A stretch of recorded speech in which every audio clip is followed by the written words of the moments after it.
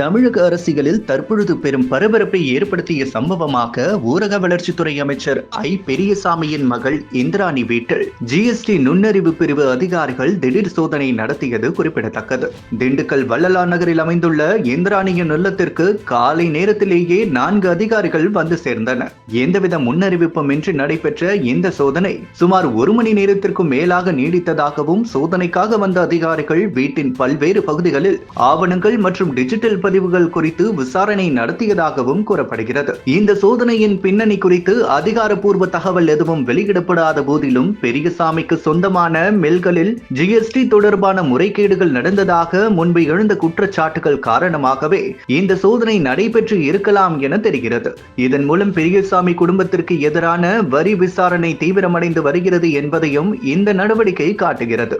இதே நேரத்தில் பெரியசாமி குடும்பத்திற்கு சொந்தமான பின்னலாடை ஆலை ஒன்று வத்தலகுண்டு அருகே உள்ள ஒட்டுப்பட்டி பகுதியில் செயல்பட்டு வருகிறது. சுமார் 8500 பேர் வேலை பார்க்கும் இந்த பெரும் தொழிற்சாலைக்கும் இன்று ஜிஎஸ்டி நுண்ணறிவு பிரிவு அதிகாரிகள் 10 பேர் கொண்ட தனிப்படை அணியை அனுப்பி தீவிர சோதனை நடத்தியுள்ளனர்.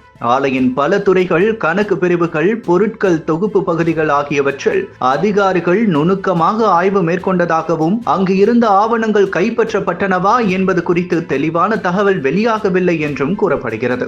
இந்த சோதனைகள் கடந்த 2 மாதங்களில் பெரியசாமி குடும்பத்தில் நடைபெறும் 2வது பெரிய நடவடிக்கையாகும். கடந்த ஆகஸ்ட் 16ஆம் தேதி அமலாக்கத்துறை அதிகாரிகள் பெரியசாமி, அவரது மகன் செந்தில்குமார், மகள் இந்திராணி மற்றும் அவர்களுக்கு சொந்தமான 2 மில்களில் விரிவான சோதனைகள் நடத்தியிருந்தது. அதிலிருந்து அதிக காலம் செல்லாமல் மீண்டும் ஜிஎஸ்டி அதிகாரிகள் சோதனை நடத்தி இருப்பது அரசியல் வட்டாரங்களில் பெரும் பேசுபொருளாக மாறியுள்ளது.